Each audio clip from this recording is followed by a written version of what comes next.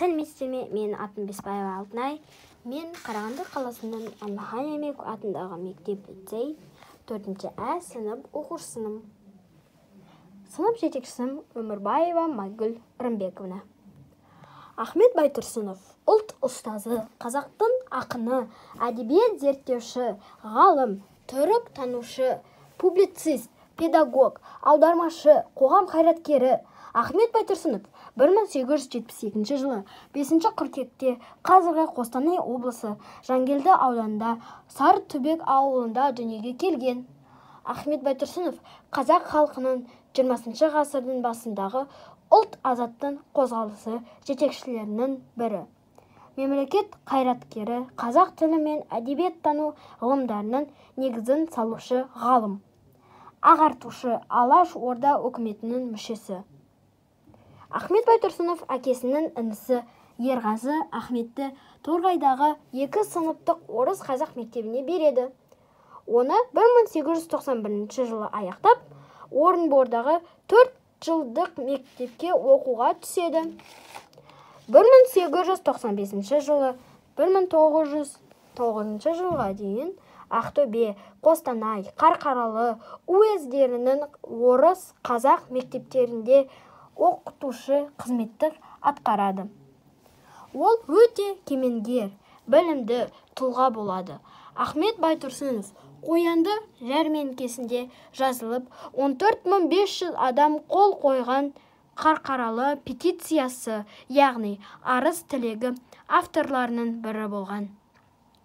Петициясында халыққа білім беру, жергілікті билік, сот, ар, ождан, бостандығы, дін ұстану еркіндігі, газет шығару, баспахана ашуға рұқсат беру және қазақ даласына орыс шаруаларын қоныс аударуды үзілді, кесілді, тоқтату талап етілген еді.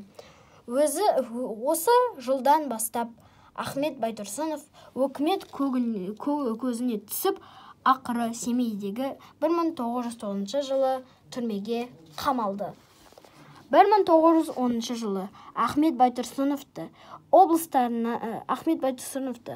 қазақ облыстарынан тыс жерге жер аудару жөнінде шешім қабылдады.